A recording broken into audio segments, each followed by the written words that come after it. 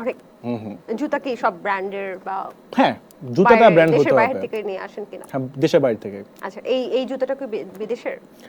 এটা আমি গিফট পাইছি। ওকে Yeah. বাহ চমৎকার। এইভাবে নাড়া এটা আমি গিফট পাইছি। না মানে হ্যাঁ আমার জুতা পরলে নাইকি, পুমা এন্ড অ্যাডিডাস হইতে হবে, but I love Puma. I love Puma, এটার জন্য আজকে একটা পুমাটা পরে আসছি। বাট এগুলো কিন্তু এত বেশি দামি না। মানে আপনি ধরেন বাটা বা যে কোনো শোরুমে যাবেন, যেই প্রাইস রেঞ্জে আপনি পাবেন এটা কিন্তু ওই প্রাইস রেঞ্জে পাবেন। হালকা মানে হয় 2-3 হাজার টাকা এক্সট্রা দিতে হতে পারে, বুঝতে পেরেছি। বাট এত দামি না। মানে এন্ট্রি লেভেলের জুতা পরি। অনেকে আছে যে একটা জুতা আমাদের 30,000 টাকা, ভাই না, আপনার রেঞ্জ 30,000 টাকা রেন্টই হলো আমার 30,000 টাকা আমার বাসা ভাড়া। সো আমি কেন আমি একটা বাসা ভাড়ার মতো মানে ইয়ে করব, ঠিক না? বাসা ভাড়া আমার 30,000 টাকা, সো আমি জুতা কেন 30,000 টাকা দিয়ে পরবো? Makes no sense. আমি যদি 1 কোটি টাকাও কামাই, আমার লাইফস্টাইল হইতে হবে হলো মিড রেঞ্জ।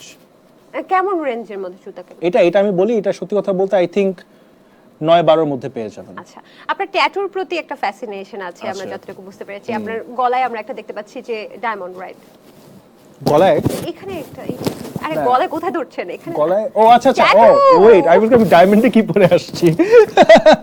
ওয়েট, আমি এত বড় কমেন্ট থেকে হয়ে গেলাম গাইস।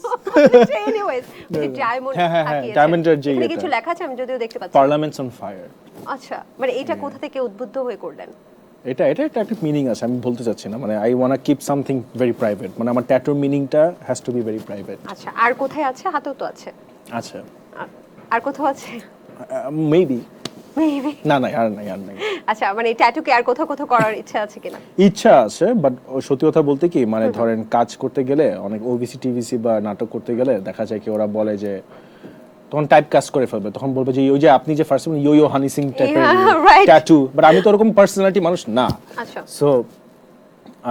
সো এটার জন্য করা হয় না, কাজ ইদার ট্যাটু ঢাকার জন্য বলবে। ফার্স্টে কিন্তু এটা ঢাকার জন্য বলতো, বাট পরে যখন আমার ফেস ভ্যালু বেড়ে গেছে তখন ওরা বললো যে না, রাকিনকে এইভাবেই দেখি ওইভাবেই থাকবে। সো মাশাআল্লাহ দিলে এখন আর কেউ বলে না যে ট্যাটু ঢাকার কথা। আচ্ছা অনেকে বলে আপনি কন্টেন্ট ক্রিয়েশন বা ক্যামেরার সামনে আসার সময় লিপস্টিক ইউজ করেন, ইজ ইট ট্রু?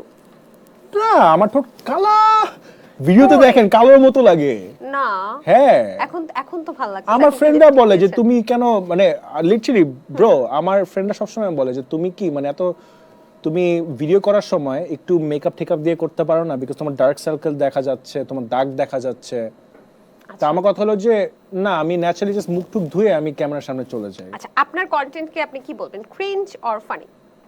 এটা আমি নিজে কিছু বলবো না, I am never satisfied with my content. আপনারা যেটা বলতেছেন সেটাই। আপনি কি ক্রিঞ্জ কন্টেন্ট বানান? আমি জানি না, আপনার কি মনে হয় আমি বানাই? আমি কেন বলবো, সেটা আপনাকে জিজ্ঞেস করছি। আমি যদি রান্না করি, রান্নার টেস্ট কিরকম এটা তো আমি বললে তো হবে না। আপনি